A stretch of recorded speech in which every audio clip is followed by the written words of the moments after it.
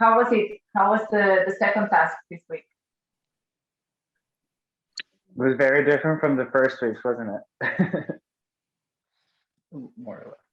Okay, let me admit. I found it harder, actually. We found it harder. Too much.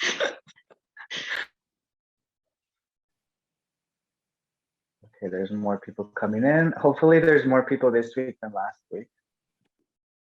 I don't know. Maybe we'll get the same. Let's see. Okay.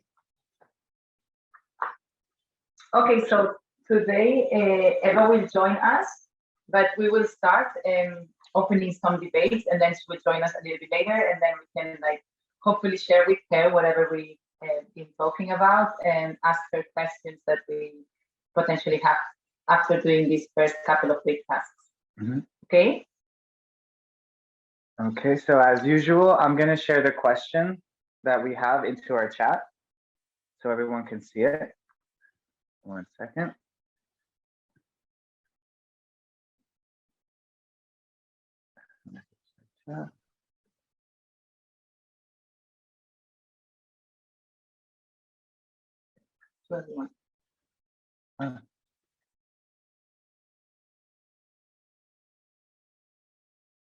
Sorry.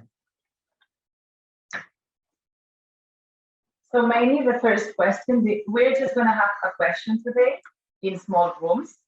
So we will give you a little bit more of time, since we noticed last week that it was a little bit short, the amount of time that we gave you to discuss and to be able to actually share individually your own perspective of the tasks and the evolution of those. So the question is, what difference, movement changes or evolution did you notice in your movement from the task number 1, which is visual dominance, to the task number 2, which is linguistic dominance? We will do like last week, we will put you in groups of like 4 or 5 people, and we will give you about 20 minutes, more or less, 20 to 25 minutes to discuss, so you'll have time. I think this task is quite different from last week, so there's much more to talk about. Talk a lot, yeah. So no pressure, take your time, discuss, share, and then we'll get back.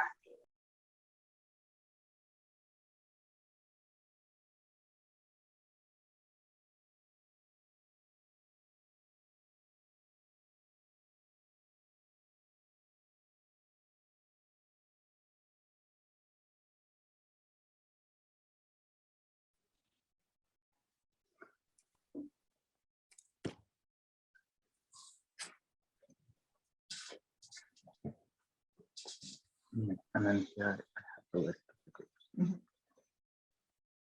Okay. Hey, Eva. Hey.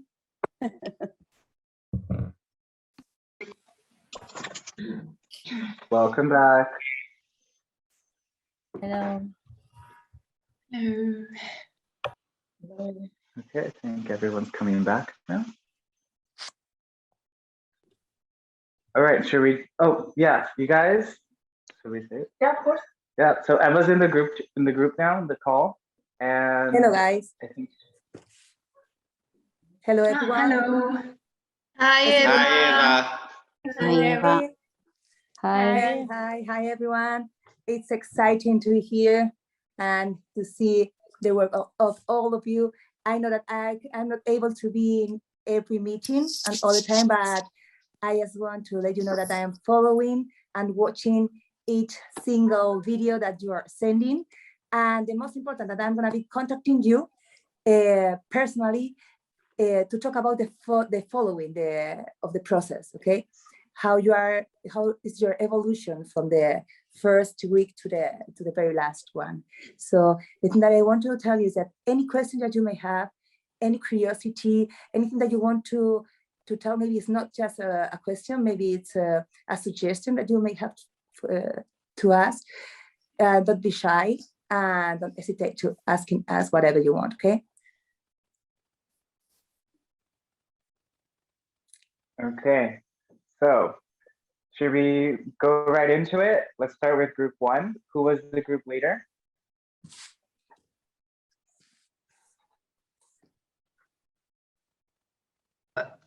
I don't know which group we were actually. Okay, sorry, I'll say the names. Sorry. So group 1 is with Francisca, India, Katarina, Sara, and Nemo.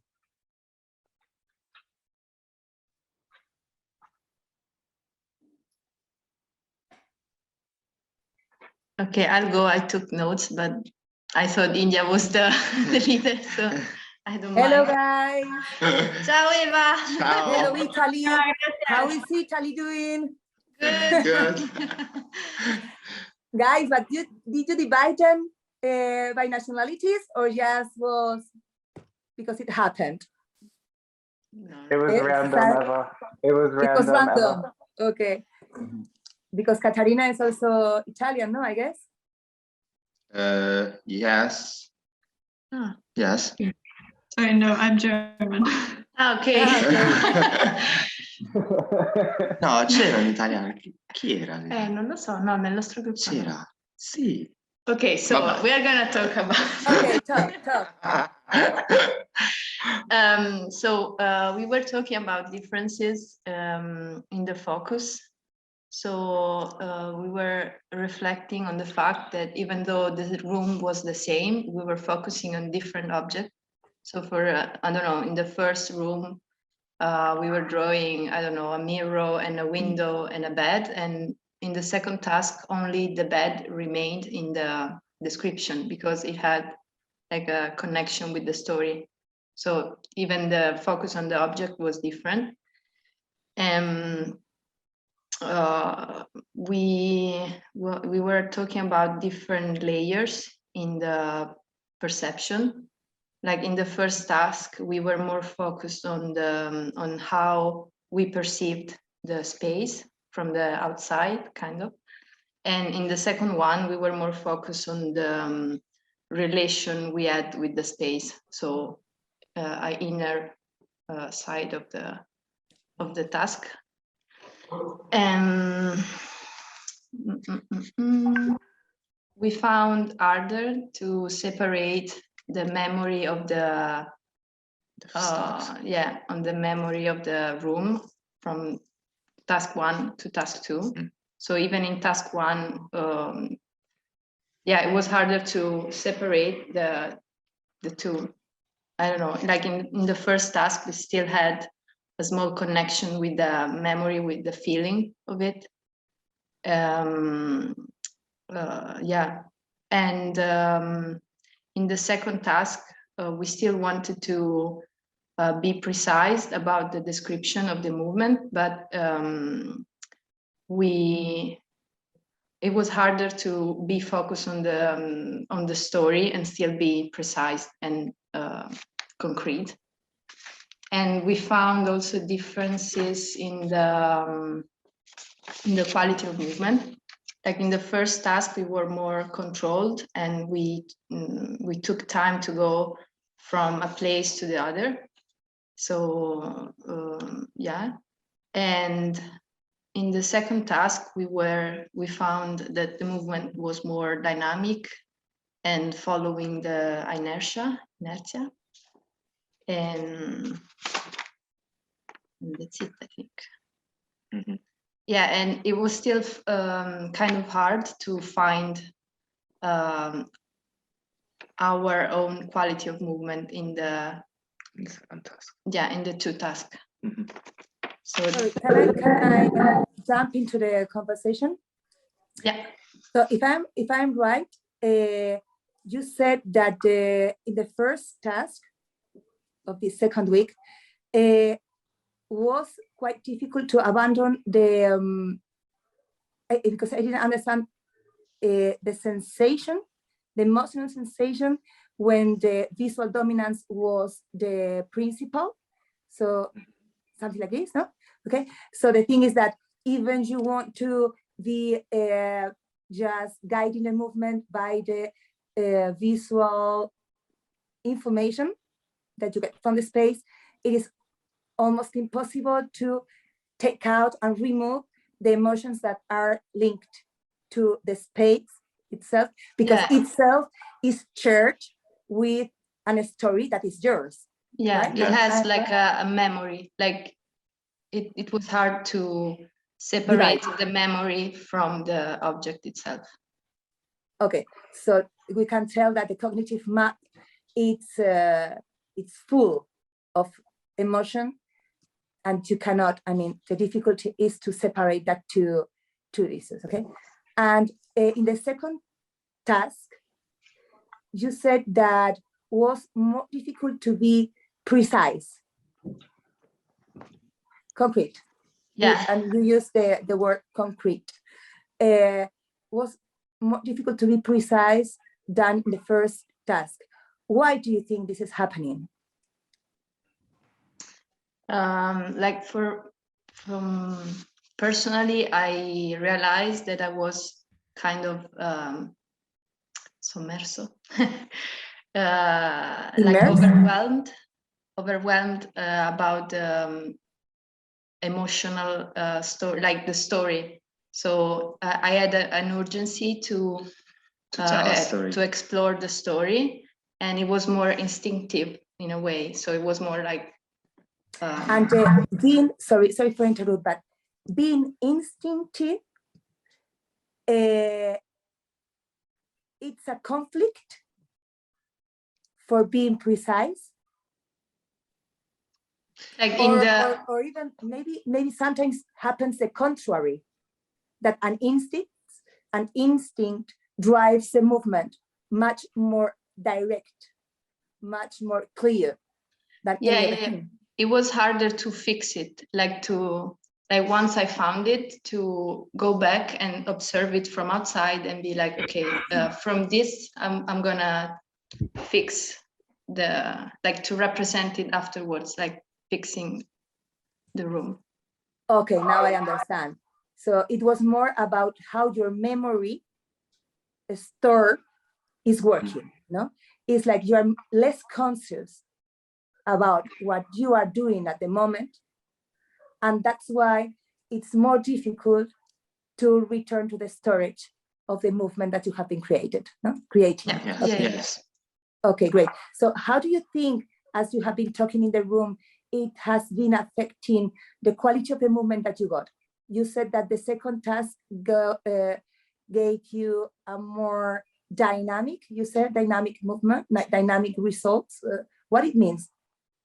I think Francisca was reflecting on the work of Sara, like watching her video as well. We were noticing that, like also in our own work, but like in the second task, we were following the natural dynamic of the body. Like if a hand was going down, we were following the going down until the end of the movement. Like we were, be really through with the organization of the weight. Like we were following more the weight or the. You mean the sensation of the movement, no?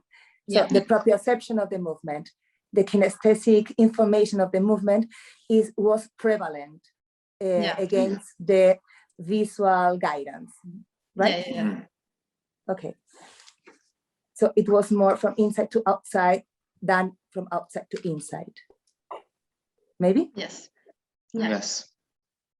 Okay, guys, move forward. I like what you are saying. All right, shall we go into the second room? It was with Barbara, Chung, Yeva, Maria, and Natalie.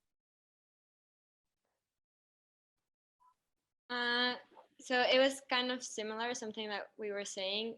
We found that we all had trouble separating the first task from the second task. So a lot of us in the first task, just like the previous group said, we had it mixed with the story, with like emotion. We found also, someone mentioned that it was easier to relate to emotion than to an object. So they found that the second task was a lot easier, and also in terms of the movement, it was more dynamic, the second one. Someone also mentioned, for example, that they were working with a bunk bed from their childhood, So obviously something that they experienced was that the difference, for example, the size difference from when they were a child to now. So they encountered that, like, not trouble, but like it was interesting to see the difference from how they remembered the bunk bed to how they would look at it now. Another person also used their childhood house.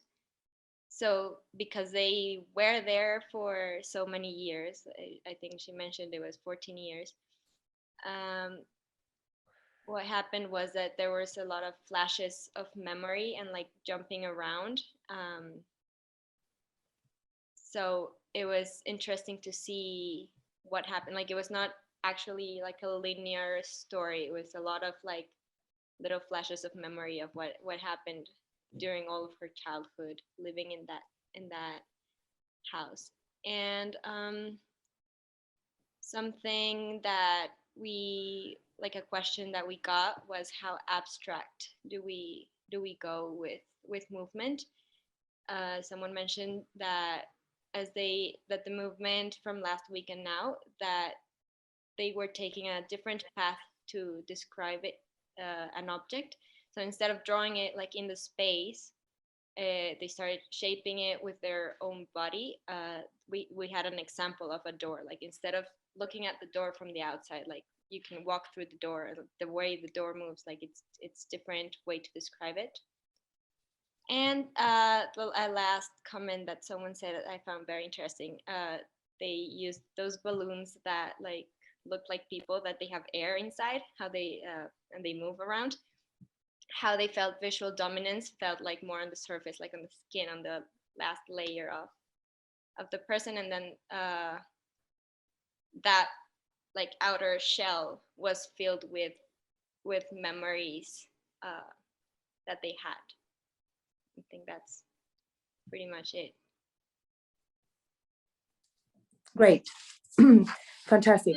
So you at the same thing that the first group said, you also highlight that it was difficult in the first task, even the visual dominance was the principal, was difficult to remove the emotion from there.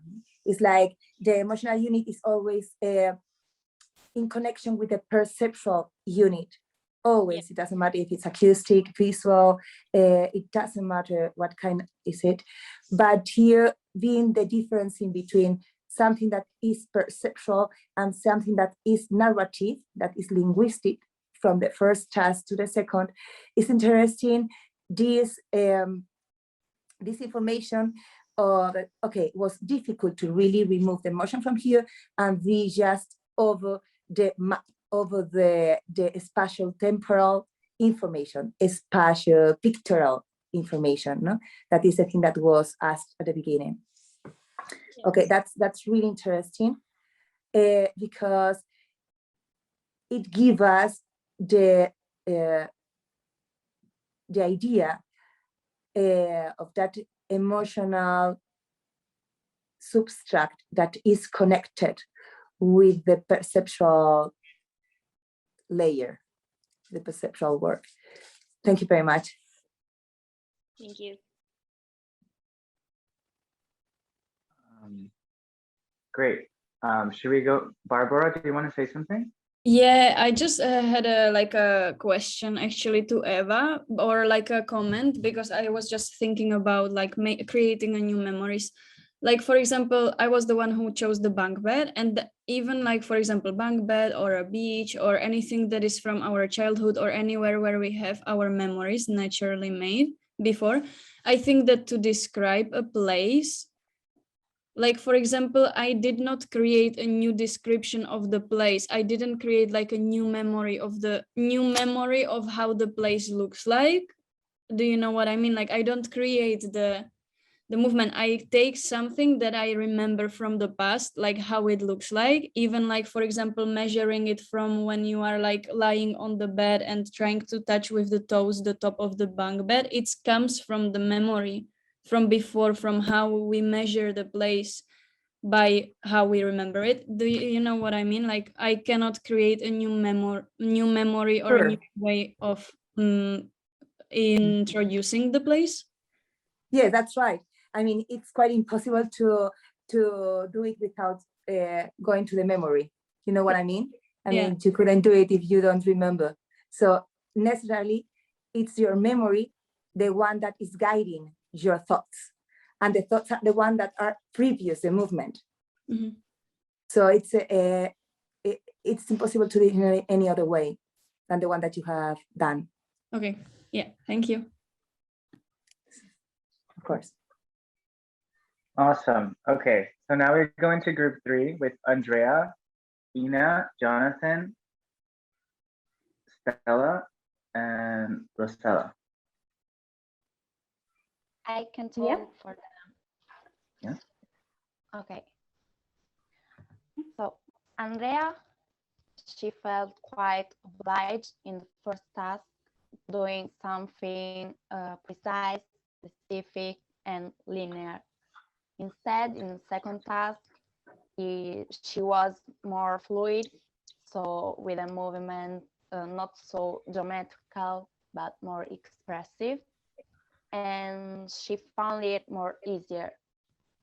Jonathan, he described a room, and she found it more simple, the first task, and he said that he walked a lot in a circular motion.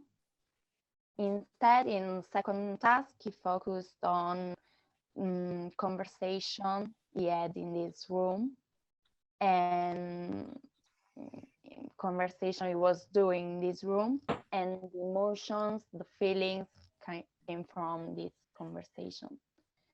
Stella talked about her trip in Ireland, and she was describing, in first task, she was describing the actions, so tourists photographing the place. Instead, in the second task, she was describing her feelings, but she said in a poetic way. So she found it, the second task, more intimate. She was like in a dream and not so present, not really present, so maybe less conscious too. Inna, she found the similarity with the task of the last week, so to describe something visual, geometrical, and she said that she walked a lot, and she chose her whole kitchen. And in the second task, she focused on conversation, things happen in this kitchen. So she found it more expressive. For me, I found the first task more detailed, and I was more careful about the movement, more aware. But in certain case, also obliged. The first task, I was describing a place and I was moving rationally, I can say, because you pay attention to every detail. But I think that in the first task, everything is outside you, because you are describing what is around you, the state of things. So the state of people, things around you. Instead, in the second task, everything is inside you. You manage the relationship with things and also people. So I thought about the movement of a leg that is constantly shaking, because I choose a waiting room. So a waiting room in general, not specific. So a waiting room before a visit to the doctor. And I thought about the movement of a leg that is constantly shaking, the leg of the person who is next to me. So what causes inside you this movement, this leg constantly shaking? So I thought about my feeling, and in a certain case, I was I'm talking about the second task. In a certain case, I was in a neurotic movement, because I was thinking about this leg shaking constantly. In a certain case, I was more relaxed because I was thinking about the person next to me, but he was only talking on the phone, watching outside the window. I don't know. So that's it. Okay, great. So Rosella, maybe we could tell, correct me if I am wrong, that in the first task, we could say maybe that is shared, it could be shared, like we could share with others this visual information, but in the second task is mainly yours, because it's your story. So it comes just from you. It's not shared with others. I mean, not in the same way. Each one has their own story, you know, about this space.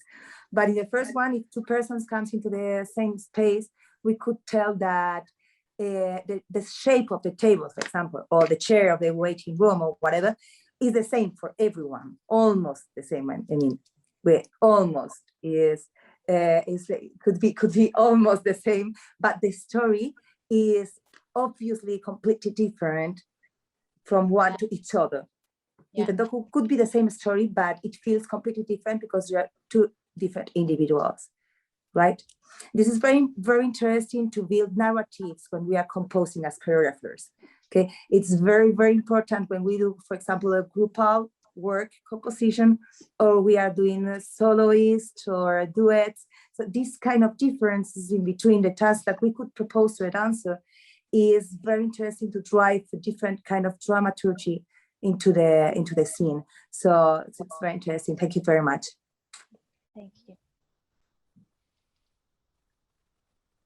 Let's do the next group, which will be Cristal and Giovanna and Joe and Josefina and Lucia, Sandra and Simona. This is the group that they're going to talk in Spanish, so we are going to be translating maybe the big. Fantástico.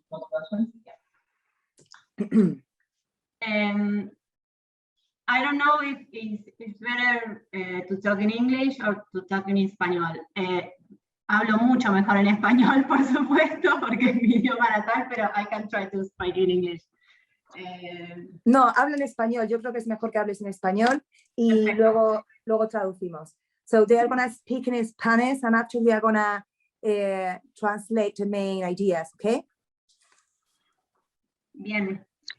Bueno, igualmente estábamos como recién empezando a conversar porque nos tomamos un rato al principio para presentarnos y contarnos un poco de dónde veníamos y cuáles eran nuestros intereses en relación al programa, lo cual igual me parece interesante como compartirlo, ya que igual algunas de las personas que estábamos hoy en el grupo no habíamos podido estar en el encuentro anterior, y básicamente puedo recolectar como algunos puntos en común que tienen que ver con las prácticas somáticas, la investigación entre arte y ciencia, la pregunta respecto de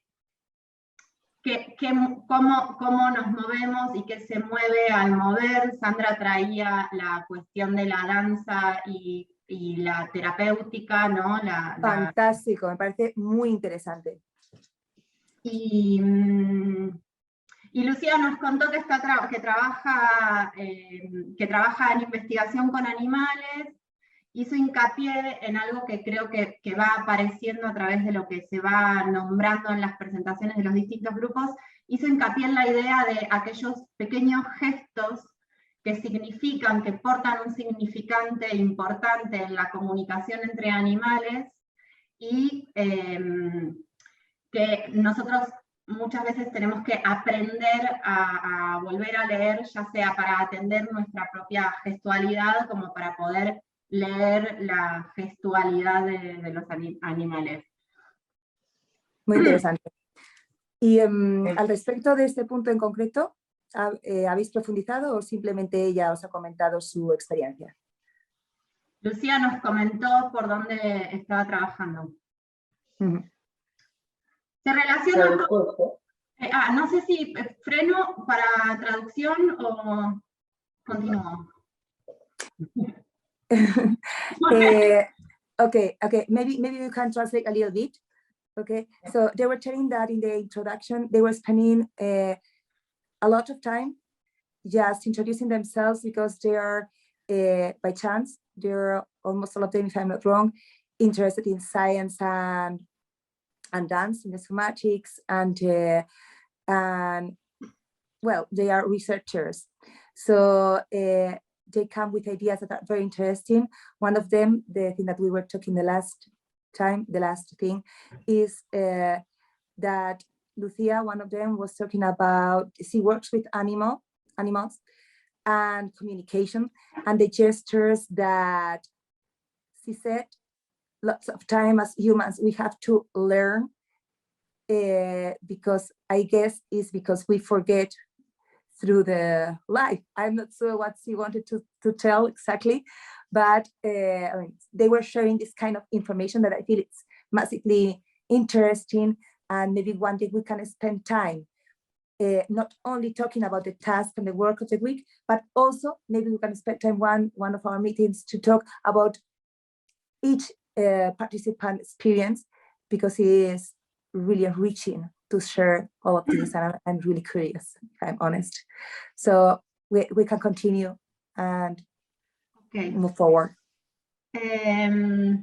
Así que incipientemente en la conversación se estaba construyendo una suerte de diferencia, de la cual igualmente yo sospecho y lamento que no hayamos llegado a terminar de discutir un poco más, pero básicamente se estaba armando una suerte de task 1 más racional, ¿no? Más vinculado a lo racional, task 2 más vinculado a lo emocional, que igual es un poco algo que escuchamos en los otros grupos. Y de la mano de esta diferenciación entre una y otra práctica de investigación de movimiento, el task 1 apareció más vinculado a una intención descriptiva. Fantástico.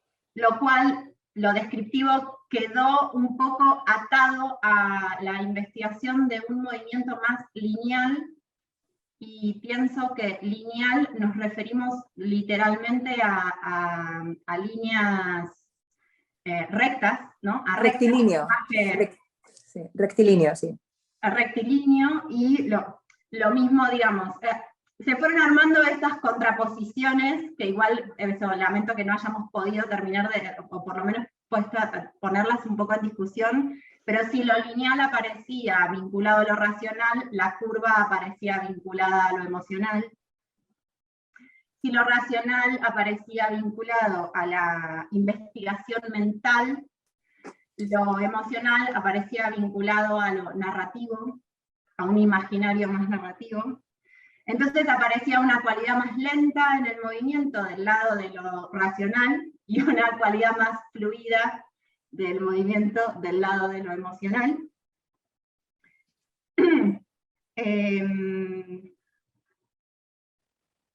That's great. I mean, es fantástico estas conclusiones a las que habéis llegado.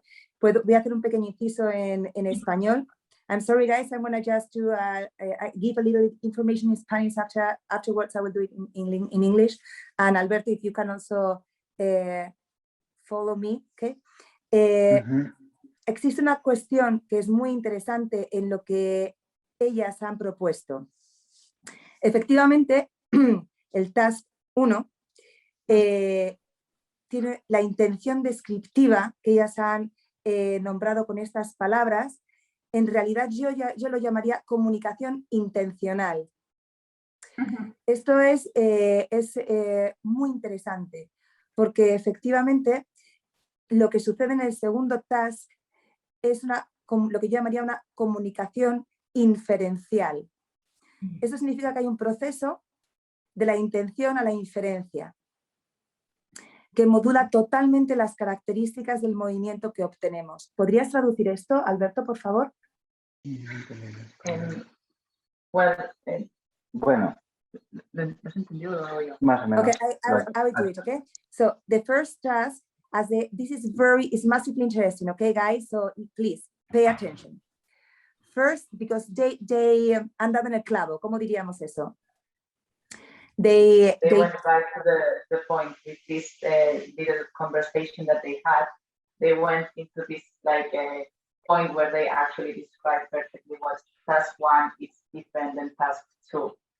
Like they gave those description about the tasks that it actually makes completely sense to what scientifically Eva would share with you now. So I mean, they were talking about something that is specifically interesting. It's not the main thing of the work of this week, but it is true that it is essential. So when the visual dominance is principal, the dancer approach the movement in a more intentional way.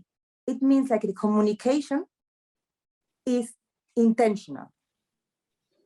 Okay, the movement is used directly in a way that describes the space.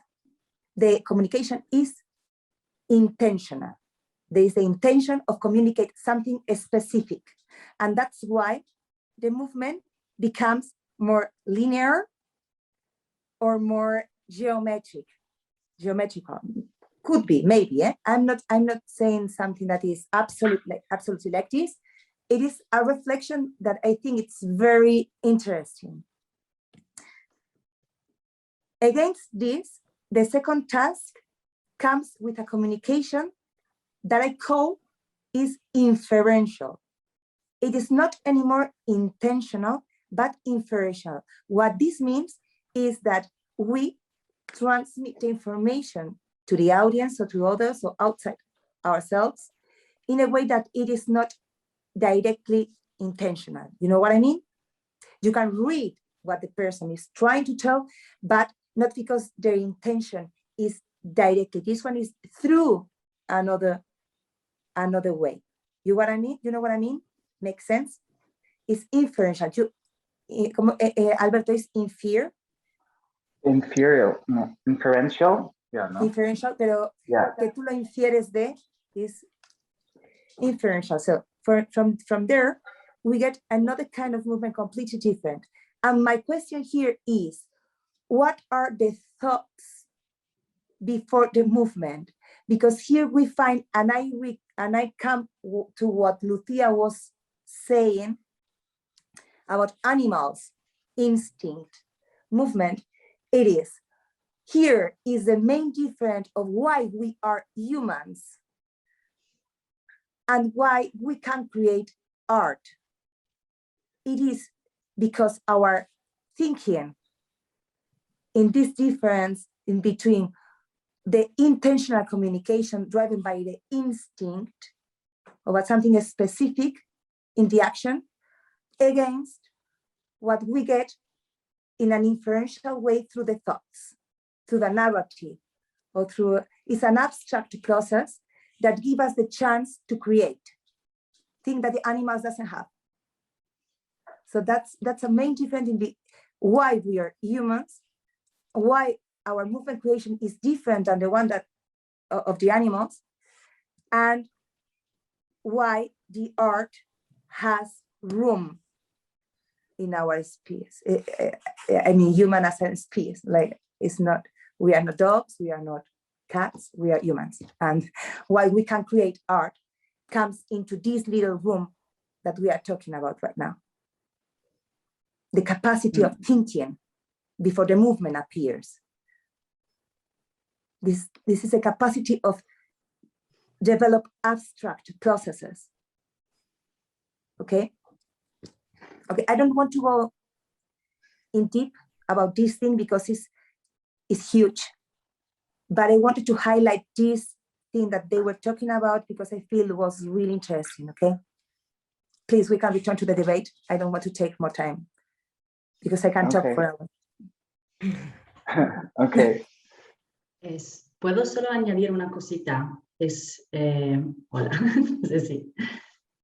Puedo solo añadir una cosita en español, o si prefieres en inglés, trato en inglés. Con respecto. Trato en español. Con respecto a lo que estabas comentando, lo que expliqué a las chicas antes es que tuve la posibilidad conectado a la danza contemporánea de estudiar son unos años a través de universidades y parques nacionales con manadas de lobos. Entonces, tuve la posibilidad de estudiar con lobos el movimiento y la intención del movimiento de los lobos, no solo como grupo social.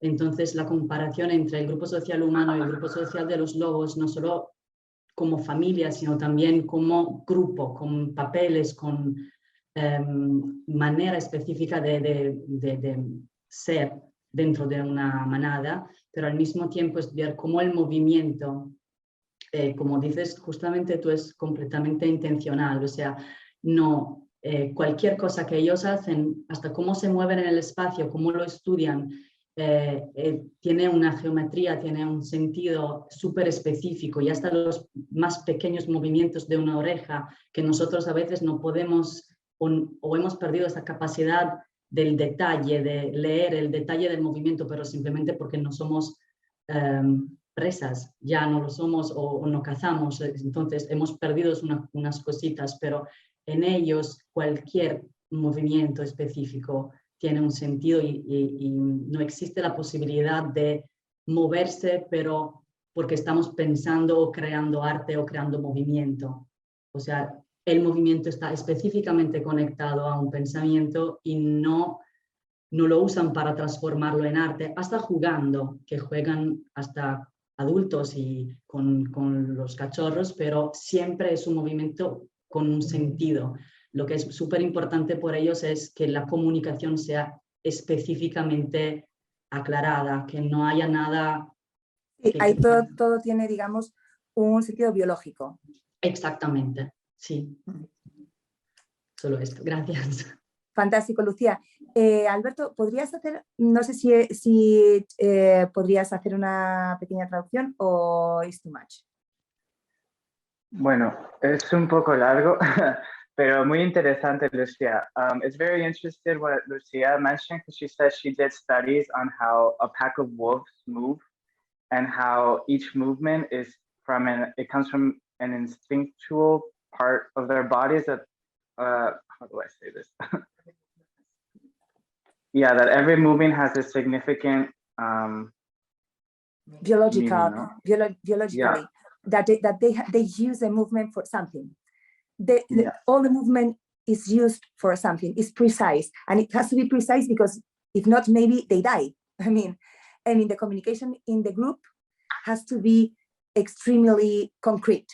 So that's why the movement is concrete itself. It's precise. It doesn't fall into a misunderstanding. You know what I mean?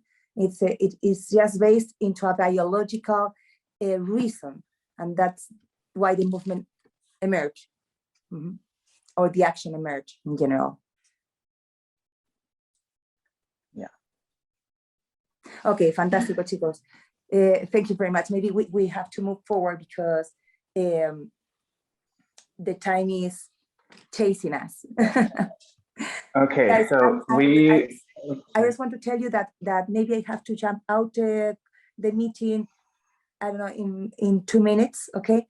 I will try to return.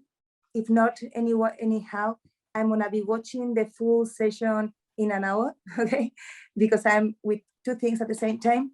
And I return to the same thing. Please, don't be shy to propose, to tell your experience, to share with the others things like, for example, Lucia has done right now, that is extremely interesting for everyone, okay? It's not only about our project, I mean, our current program, it is about also your experience in this, and the fact that you are connecting with people from all around the world, that all of you are professionals, and all of you have an amazingly interesting experience to be shared, okay, and to enrich everyone else, okay? So please share your ideas, share your thoughts.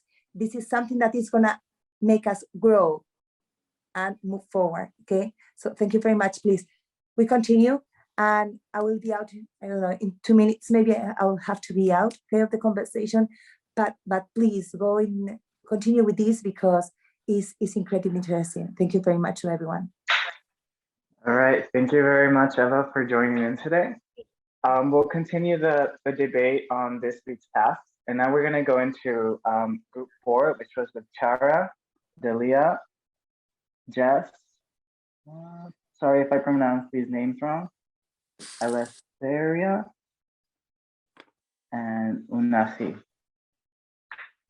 All right, so whoever was the group leader. I was the group leader. We also took some time in the beginning to exchange about where we come from and what are our backgrounds. And we had 3 continents, which I found it amazing. We had Africa and Europe and Argentina, which is South America. Amazing. That's great. That's really amazing. That's really amazing. And that it's not easy one to had to leave, so I don't know, but I think she was from Finland or something. Yeah, I don't know. But yeah, it was really amazing, just this realization. And for us, a bit similar like in the other groups, the first task was a bit more difficult. It was a bit, this specificity was kind of limiting the movement, or some people have said that they were trying not to be so descriptive or not so pantomimic or try not to act. And I think, yeah, and I think what Eva mentioned, it was a bit like from outside in, so it was a bit more like staccato, more like, yeah, more challenging, let's say. And the second one was a bit easier because it allowed more freedom and more like fluidity in the movement. And what I really found interesting is that we had very different places. One of us chose a cafe, for example, but she didn't choose to describe the cafe, but she chose to kind of think of what are her movements she would do in her favorite cafe. The other one chose beach. The other one, a room, which had a lot of significance in her life. And one of us chose an abstract place, which it didn't, it was a place in his head, which it was like continuously changing. And then like for this, the second task, it was, yeah, it allowed more freedom. One of us said that she had to close her eyes, and she sent the videos both actually with closed eyes. She couldn't recall the movements, but she executed the movement only with closed eyes. And because we have been discussing now about animals, what was really interesting, and I think it brings in the question of the social background and the countries, and like one of us said that he had to recall the animals in the space. And I think, I don't know if it's connected. I hope I'm not interpreting too much. Unati, please feel free to correct me if I'm wrong. But I think Western countries are not really so close to this animal thinking in relation to the space, but because I think you come from South Africa, so, and also this Afrofusion dance background came into the playground in the second task, and I found it extremely interesting. Yeah. Useful. Yes, and we also talked about the space limitation, about the current situation with lockdown, that actually for some the space was limited, but we also talked about how the space could be another creative guideline beyond the creative guidelines you're giving us. So you could actually, because your space is limited, this forces you to be maybe more specific or to influence the way you're moving, let's say. So that was it. I hope I didn't forget anything. Thank you. Great, thank you. Unati, do you want to add something regarding what she said about the social background? Yes. So in terms of like my creating process, I usually use because I'm more into African dance, my discipline is African dance and also African contemporary and contemporary dance. I use animals to create and to mimic them in some way. So when I saw the movements that were part of the task, I had to change and also adapt from the work and then think about an animal and how it moves or how it how it moves in the space, or if it's flying, how it's flying, or if it's going up, how it's going up. So I had to use, for the movements that were on the floor, I had to use snakes, and then I had to be more flowy. But when I was up, I had to use a bird, but my bird was more of like staccato, not flowy bird. Yeah. Okay, great, very interesting. Yeah, I think like slowly, like with all your comments from the different like groups that we had, we are getting kind of like some similarities, like mainly we are getting into a common path. And I think it's great also that you mentioned that, of course, every time we talk about space and about this lockdown, we are talking about, okay, and I'm restricted because of the space, but it was really nice actually that you said, actually, we are starting to use it as a creative guideline. So we are not actually, of course, it's restricting us and it's imposed. Maybe we would like to be in a bigger space, but it's interesting that you're actually starting to think about, okay, it's actually shaping my movement, but it's actually challenging me in a way that I'm benefiting from that.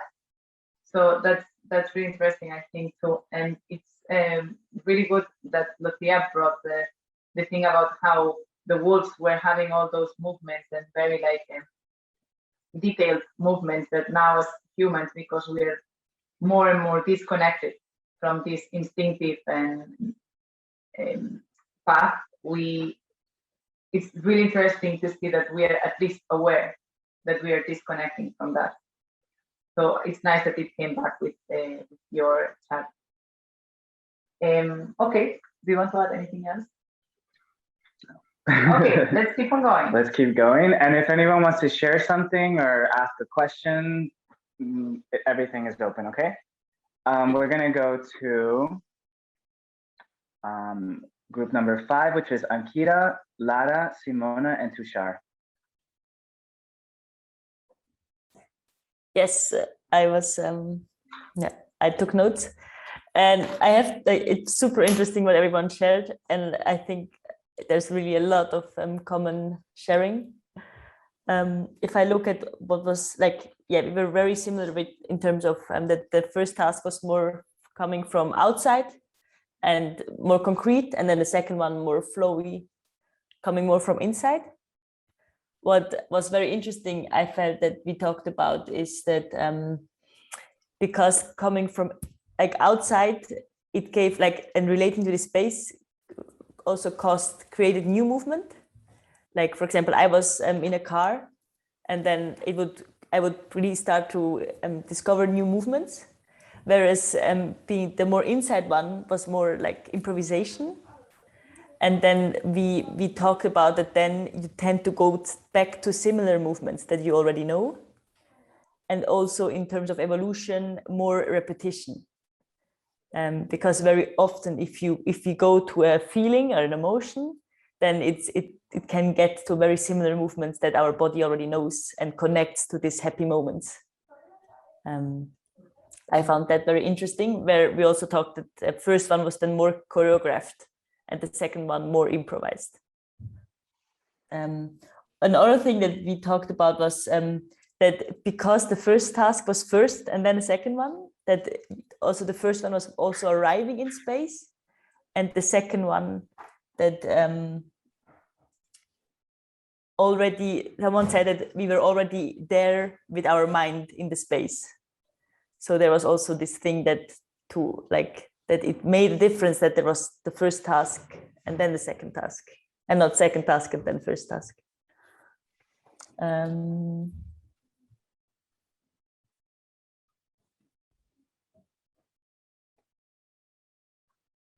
And yeah, two more things, like just to add again, because I think it would also be a super interesting discussion, is that really this thing of how abstract to do it. We also really was quite challenging. How much is it dance and how much is it going to be theater based? And with this also like how much emotions to bring in general, and with that also how to really distinguish the first and the second task. And some were kind of challenged to that they don't become like overlapping. Yeah, I think that would be the sharing from our group. Right, thank you. Thank you. Would everyone agree on that the order of the tasks makes sense for them? So as Simona shared that the first task was to arrive into the space and to actually be inside of it and actually create an image and so. And then the second time your mind was already there, so you were able to be more free around that space. Would everyone agree that it made sense to do it in that order? For me, it was the opposite, actually. Like in the first task, I was more dynamic because I was focused on describing the space. So I was going in the space to touch the lines of the details of that space. And in the second, I was so linked to my emotions that I was really intimate and also physically. So I was not moving a lot in the space in a dynamic way, but more searching for the emotion that I lived in that point and then in another. So it was more static and really less fixed, less detailed, but very connected and clear in my feelings. But you still will agree in the different qualities, like basically everyone said task one, it was more linear. Yes, yes. The second one was more curvy, fluid. This is actually, it's interesting in a sense, like I hear some people have trouble with the first task and then find it easier with the second, vice versa. For me, I feel like when I go to like with the second task, it was much easier because I connect more with abstractness rather than having things concrete. But that's different with personalities. And I mean, also with, who was it? Rosella's group, how they mentioned when they're thinking in a concrete state of mind, their movement is more linear and like more precise. And when they go into an abstract emotional place, they notice how their movement goes very circular, very fluid.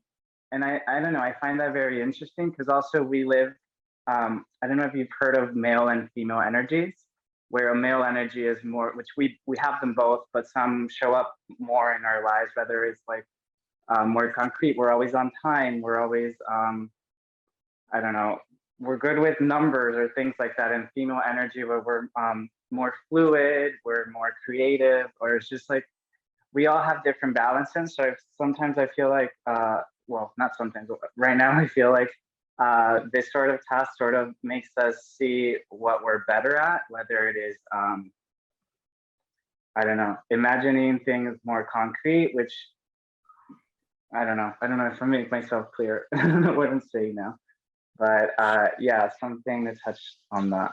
Yeah, because it has different qualities. So whatever feels like more easy or more that you can relay more in the task. Yeah.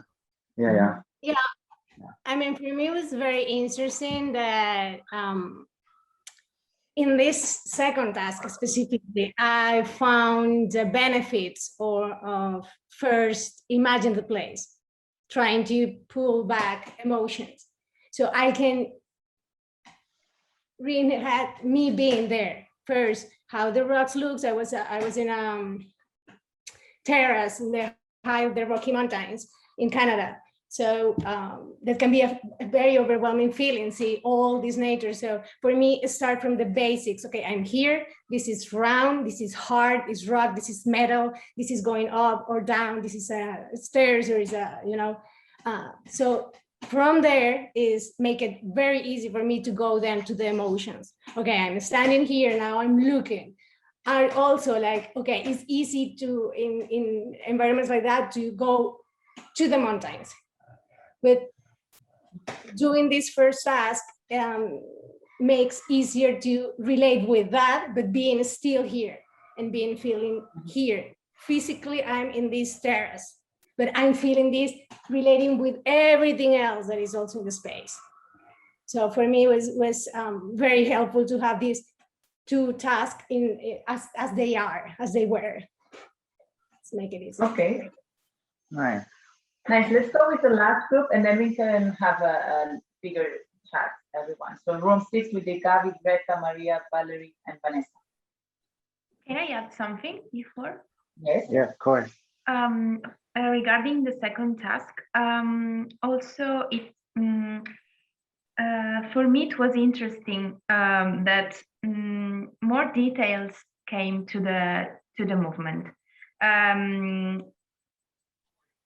Not just related to the shape, but also in terms of rhythm and quantity of details inside the description of the movement, and also something related to the sound that maybe is connected to what Eva said before, that we think before we act the movement, but it's more than a thinking. It was something related to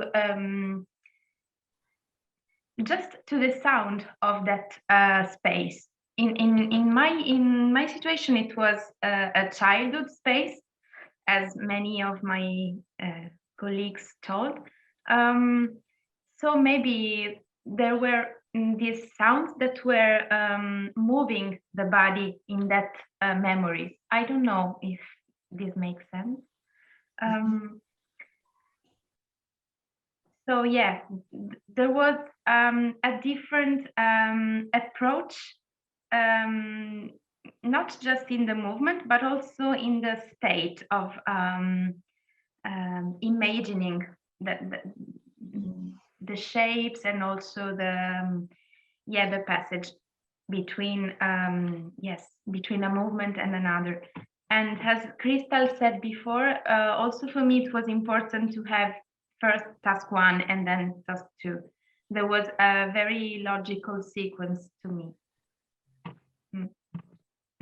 Okay, great. Thank you. So let's carry on with the next person from group 6 that wants to share some conclusion. Yes, so as many of you told, we also had difficulties to distinguish task 1 and 2. And our movements were mostly connected to how we remembered this place. And we also noticed that we all have different spans of how we remember, like, and how this information also reaches our body, like also in the movements. So like it took some time to arrive somehow and to really remember. And in task 1, it felt more like really trying to remember, but it's not so much externalized in the movements. As in the second task, we really could embody this emotion somehow that slowly arrived more or got more concrete. And yeah, so while we were like, why we felt stuck in visualizing the space in the first task, Valerie said, for instance, also that she felt like it was more a designing of the task, while in task 2 she actually could embody it too, and like embody it entirely. And yeah, and we all felt much more free in task 2, more emotionally connected, more authentic. And also Gabi asked this question of how do I perceive myself in task 2? Like she was asking this herself. So there was also awareness of how to relate to the space and more from the outside. Yeah, and then also that in task 2 we felt there was some more rhythm involved also, like because the remembrance came back, it caused also more pauses or like moments of dwelling somehow, so it became naturally more rhythmic and also more descriptive. And yeah, I also feel yeah, while doing task 2, it was like more external, like the movements, it was like more explorative, but I feel it's also very connected to how people really remember this place and their emotional relation to this place, how they also receive this information, because I was very explorative in the second task after really yeah, enjoying putting things together, but maybe for others it's different. So I think in a big conclusion, it's like really related to the personal experience and how our body reacts to it, and if it's closing or open to that yeah, to that memory. And yeah, I think that's it. Thank you, Vanessa. Yeah, I mean, what you were saying about now in the conclusion, obviously, like Eva already mentioned that before with I think it was group number 3, that she mentioned, of course, everyone is gonna adapt differently to the task because we're all individuals and we have different ways to process information, to process movement and to approach movement. And as well, it's interesting for whenever you create something in choreography with a big group of people, like a simple task will be approached differently and will be performed or directed differently with each one of us. So now that everyone had a little chat about their group, we would like to share like a couple of links for this week's tasks. If Lucia agrees, we would like to share your 2 links with everyone, if you're okay, Lucia. Yes, yes, okay. She says yes. So we are gonna paste the 2 links on the chat. We can have like a couple of minutes to watch this.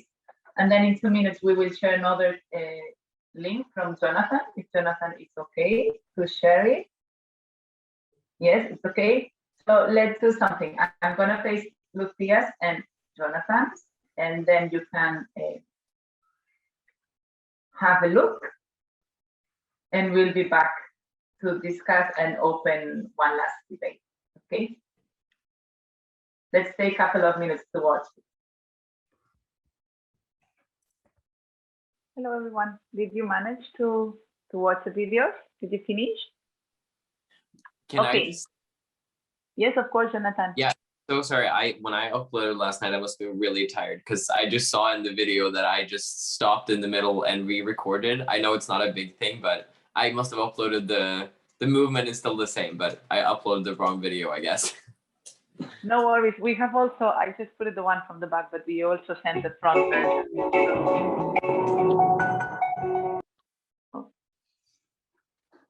Sorry, did you hear me, Jonathan? We got your filming from the front too, so no worries.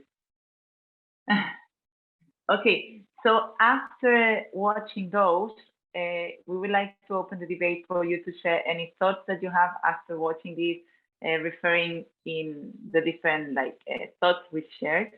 And also we would like to throw a couple more of questions in case you feel like want to talk about it a little bit more in the last 10 minutes of the session. Did you notice any change in your characteristics of movement based on this week's tasks? So from last week to this week, and did you find it beneficial? And how does the well, yeah, basically it's just this question. I'm just gonna copy paste it. So we have the debate in the group chat, and we can just open it to any questions, thoughts, impressions that you have after watching the videos or after listening to each other while we were talking before or within this new question. So anyone that wants to share any comments?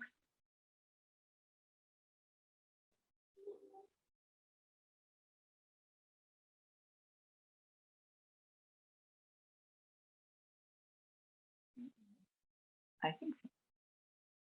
No, anyone? Sí, Bárbara. I do. Oh.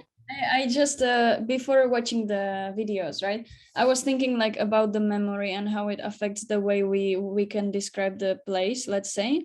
And I was thinking like with the task 2.1, I was like focused on like describing the place, but then when I took into account in the task 2.2 the memory, and like I just was like thinking about what happened in that space and stuff like this, I just noticed like, oh, I forgot to describe what's under the place. For example, like I did not explore all the places of the object or the place. Do you know what I mean? If it makes sense. With the memory, I found out a new ways of also describing the place, if that makes sense. So if I would already also like focus on the memory before, I could explore the place in a better way, let's say. That's what I noticed. Thank you for sharing. Anyone else want to say anything? Difference from last week to this week? Yeah. In the way you were approaching? Would you find it beneficial in the way we assign the task? I was reflecting on space and memory. Like for me, last week was more, I don't know, I feel I enjoyed it more in my body, like with my quality of movement. And I was asking myself like, why? Because it was kind of the same, like drawing an object and drawing a room. But then I reflect that drawing an object, I had like I didn't have to move in the space. So it was like more playful because I could find, like I had to challenge myself in finding movements in a small space, kind of.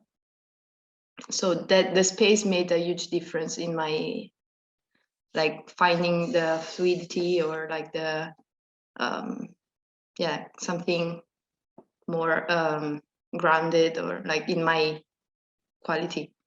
And I was reflecting now about the memory of the, like the memory linked to the thought that was previous to the movement. Like with an object, I didn't have that much emotion related to an object. Like, of course, like last week, I already say that when I choose an object, of course, it has an emotional connection to me. Like I made a choice, like I choose it because it was important.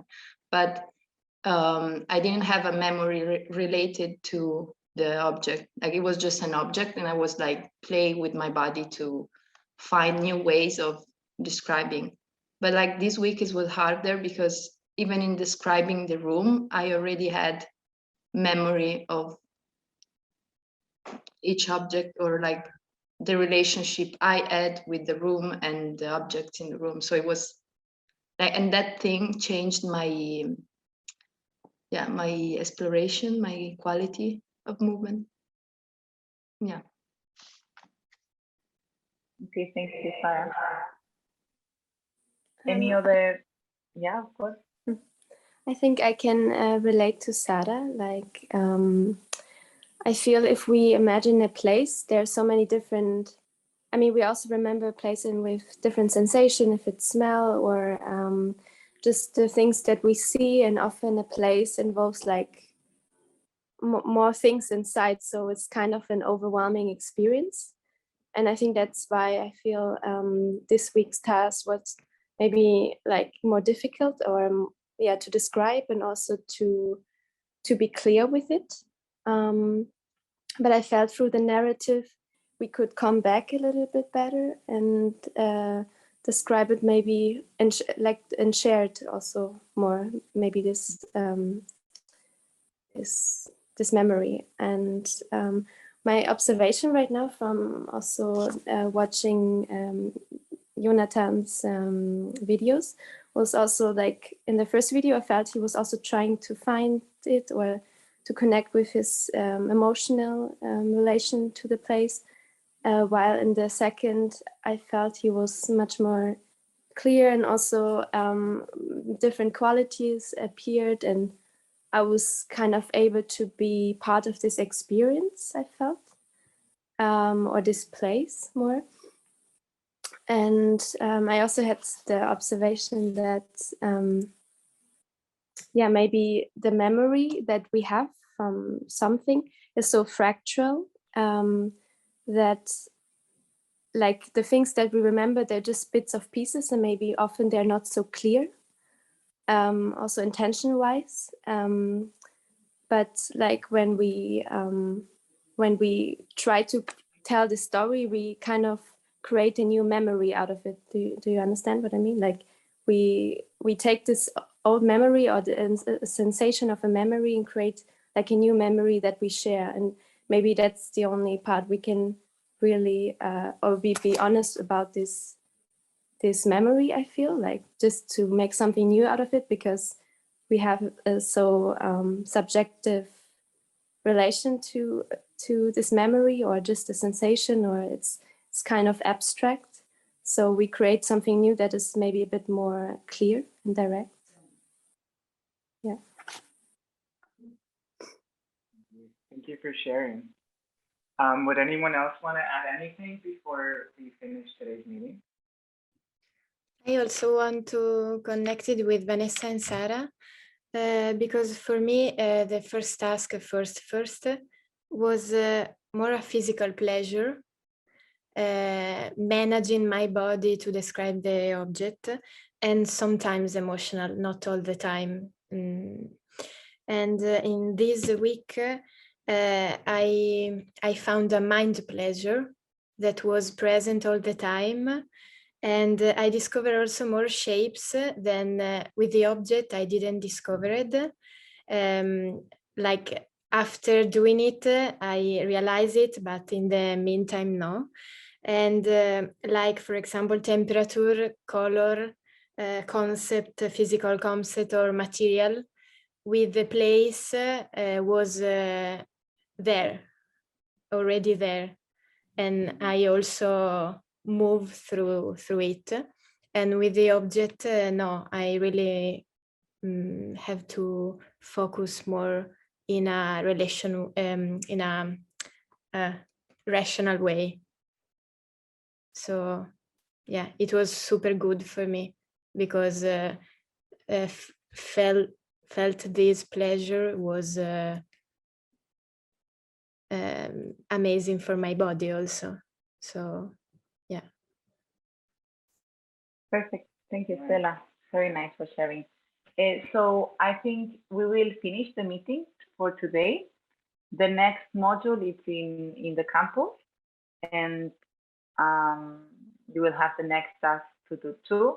What we would ask you for, if you could do it, is that whenever you send us the link with the email with the new link for task number 3, if you could CC in Eva's email, since she has to follow your process, and we are resending all the emails that you're sending us.